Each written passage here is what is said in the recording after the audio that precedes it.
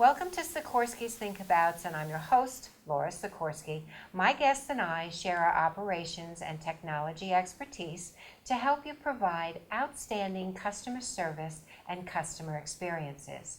Today, our guest is Liz Kislik, and Liz and I know one another for years on the internet, and we finally are getting a chance to meet face to face, and I am so excited that she is here with and joining us today. We're going to be talking about creating behavioral change in the contact center. We all know that we don't like change, and what happens is change is necessary. You have to be innovative. You have to use key and critical ideas in the contact center to make people be happy and motivated, etc. To sit in buns and seats the whole day long. Liz is a highly regarded management consultant with over 30 plus years, same as me, so that's good, in the biz. And she is author of Workplace Wisdom. Now, can our guests and audience buy that on Amazon.com?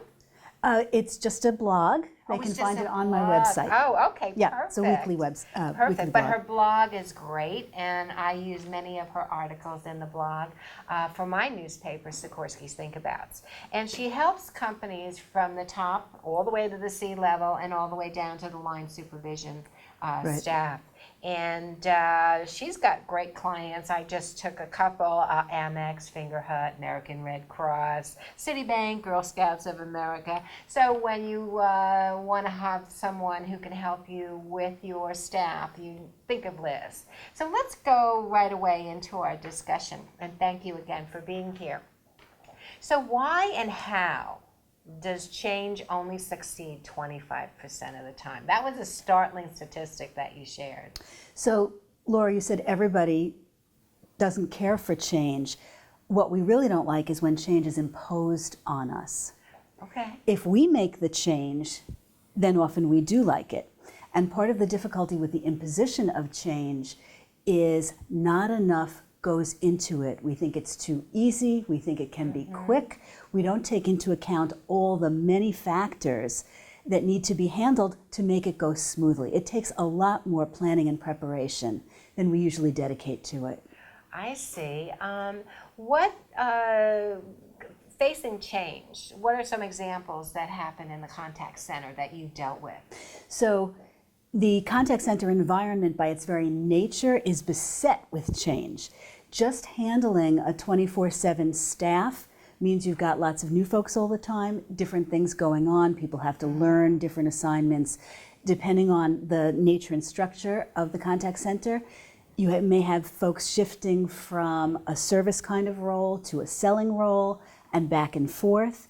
Times of day change, different kinds of programs and promotions change. There's a lot going on all the time. Yeah, and you know, all of us in the contact center, call center industry know that, and things happen where they want it right away. Yes. You know, or the marketing department may have released something early to the newspapers or to the TV, and the contact center now has to change what they were thinking about and then go back into being positive with the callers on the phone. What about reorganization?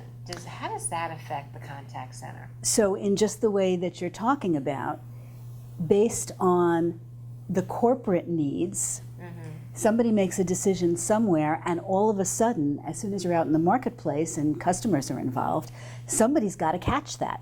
Right. So that's the contact center, and whenever anything is reorged elsewhere in the company, that often rolls down to the contact center, sometimes without the notification that you would want to handle a change. I know many times I used to work for Hilton Hotels, and I was overseeing how to get the package plan information out to the staff globally. Yes. And I was faced that with all the time. It's like the corporate office forgot to let us know that this was happening and this was going on, you know, globally. Right. I want to, why does change, do you think, goes wrong? So there are a variety of things that make it go well. When they're not there, it usually goes awry, unless you're really, really lucky. So one of the underlying challenges when you're looking at change is senior executives often think, oh, just tell the staff X. Just have them change the way they do Y, as if it's a simple thing without layers of people who need to be informed, specific training that needs to happen, screens that need to be changed, just not taking into account all the complexity that's really there. I know sometimes C-level just think, oh, just get it done, you know, it's easy. Well, no, it's not. Right, right. And it's, you're really, putting it into perspective Right. on why it isn't. Right. And in fact, if they thought about it, they'd be grateful it's not so easy, because doing things well takes all that involvement and specificity, but they don't necessarily think down the chain of events because they don't have the day-to-day familiarity with it. So the first thing is that kind of broad brush, oh, just do it. Right. The second thing that tends to happen is that change gets announced as if it is complete. We're making this change as if it's made. Instead of, we're going to make this change and here are all the things to be done. So often in the contact center, there'll be some kind of kickoff meeting where it's trumpeted, very exciting, balloons, the whole thing. Yes. But then all the details have to happen. And people feel like the event has already taken place. Right. It works better if you actually build up to look at our change once it's already in gear. It's almost like what's hot in the industry now is that journey mapping with customers. Yes. So it's like when you want to do change, you almost better do a journey map on it, you know, to make sure that you covered every aspect of that change and how it not only impacts the employees, but how it impacts your customers. Yes. And looking at not just how it impacts, but when and the critical path. Right. And the who is very, very important, because often it is as critical to really work on frontline supervision, your leads. Those frontline managers often have as much or more impact on the change as the actual views of your associates or your reps. Sure. But they are considered part of the pipeline of change as opposed to an actual group that also has to change.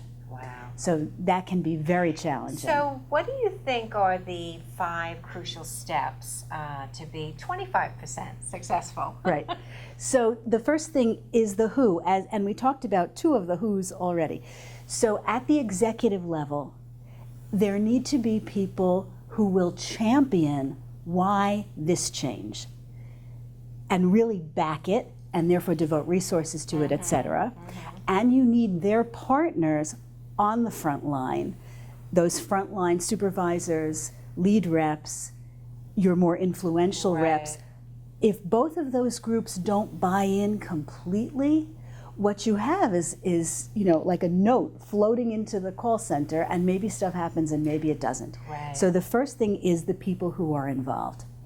The second thing is that it takes extraordinarily more communication than you would ever think to get the job done. It's not just an announcement and then let's update the scripting. Right.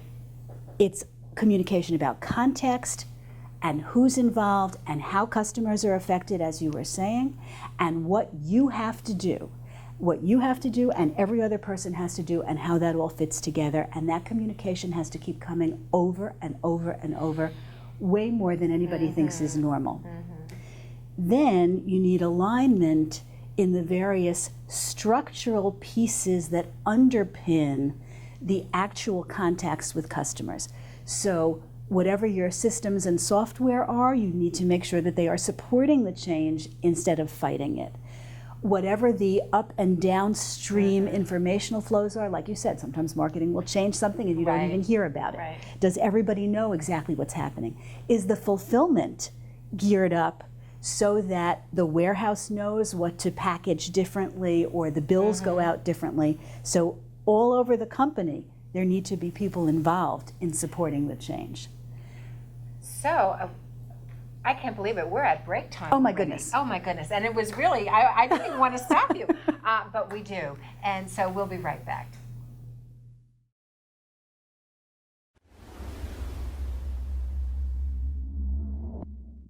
Hi, I'm Tim Stead. I'm from Star Communications. We're a marketing support company. And if you need help with your next marketing project, please call 273-1900 or you can go to our website, starcommunications.us.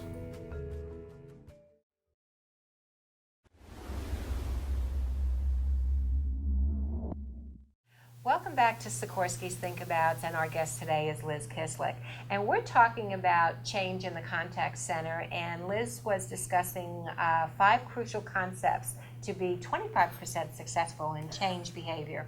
And we covered 3 before the break, and if we can just kind of go back to the final 2. Sure.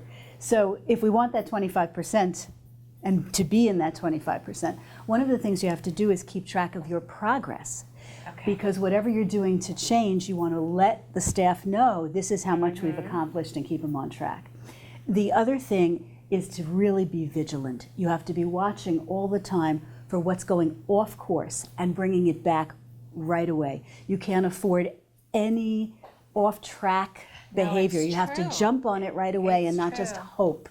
Well, that I it will also get better. find that that's why people have a project plan, you know, and sometimes I Yes. look at these massive project plans and I'm like, why do you need all of that? And then I step back and say, because it makes your life easier. Yes. Because you don't miss what you think may be a little tiny point. That's but right. it's very critical to how And it's going to work. Particularly in the call center, other things are changing at the same time Right. as whatever this major initiative is. So it's hard to stay on top of it. Absolutely. So how do you work with the staff? Because, you know, one of the things that I've said in your bio is that you work not only with the C-level, but with the staff Yes. and the line staff. Yes. So how do you help them with change? You have to be focused simultaneously on the group as a group and what their needs are, and on each individual, because every single person has to participate in the change. So just setting up the group norms is not enough. And the focal point for that is really those frontline folks. If they understand what's happening and what's necessary, and if they either come to you with the right coaching skills or you develop those, then they're working with the individuals and the group too, and you've effectively delegated that responsibility. Yeah, and I find that, and I'm sure you'll agree, you have to get buy-in from the staff with change. Yes. And if they understand the reason for the change and how it will benefit them and the customers, I think everybody will be in good shape. Yes. You know? So how do you master behavioral change? So this is a trial and error kind of process, and every change is a little different. But one of the things that I've seen as the most useful in all the years is the more significant the change is, the more important it is that you start with a pilot. Totally agree. And if possible, with volunteers, with the people who actually want to commit to it. Right. Because that's like using your best list. You want to start where you feel you really have the best chance of making it work and learn from them what goes wrong. Right, and so many people forget that step because many times if we're installing a new technology or perhaps a new application, test it first. Yes. Don't go out and just bloom you know, tell Yes. everybody, okay, tomorrow when you come in, guess what? It's amazing. Can't do that. Right. Yeah. That is confusing the simplicity for the complexity. Right. It really is hard. Another thing that's really important, particularly in the contact center where the numbers are so important, True. is to make sure that you get the interactions right before you worry too much about measuring them and meeting your other quantitative norms.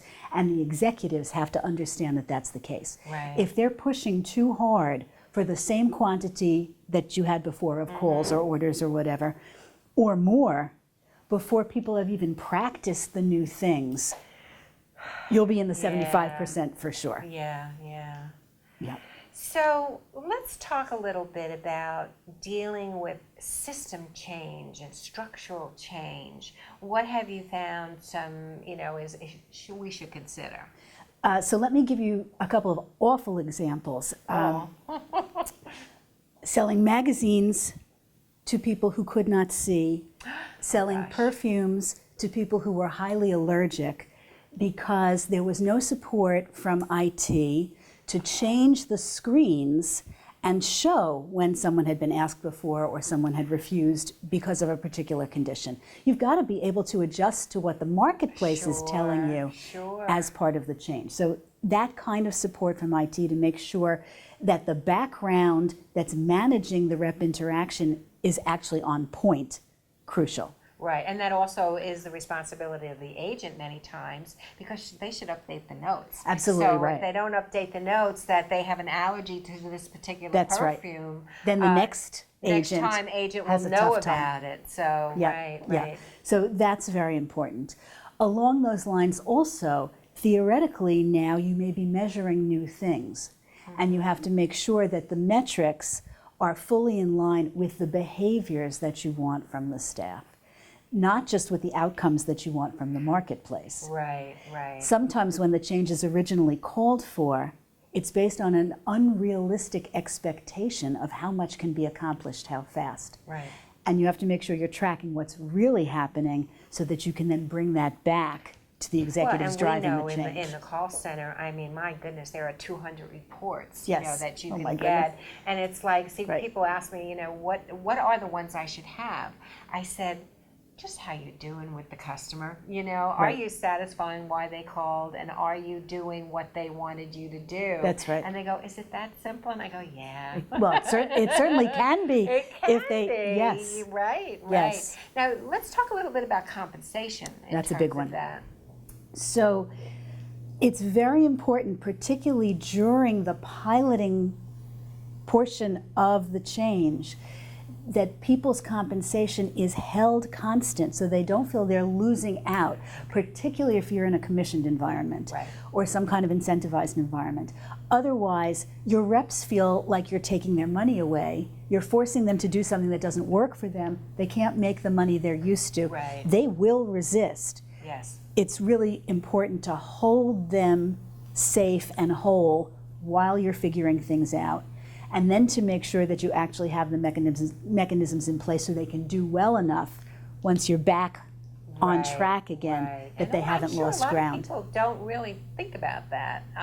Not till after it goes awry. I know. It's Yeah. terrible. Yeah. Hold on. So, I can't believe it, but we're just almost out of time, Oh, my. believe it or not. So, we always end our show with think abouts or next steps. Let's Yes. give some advice to our audience about behavioral change. Okay, so before you launch the change, do a gap analysis that looks at what is it you're trying to accomplish, where are you today, what are the differences in every aspect of the job, and that's how you build the project, the kind of project plan you were talking about Right. that covers all the bases. Then think about all the resources you're going to need. When you have people in training, for example, you may need extra coverage on the floor Sure. to be able to handle the customers who are calling you the On a same as they always as they always would be. do. And to make sure that you have enough training and coaching staff to really get on top of, is it going well? Is it doing exactly what you want, or do you need to rework? Identify the champions, both at the top level and on the floor, so you always have people to go to when you need to tweak something, modify it. Sure. that Don't kind just of go thing. into this sea and say, now who do I ask about That's this? right. Or who do I find That's right. that can help me? It's like contingency planning, Yeah, but do absolutely. it with the humans. Yeah, right. Okay.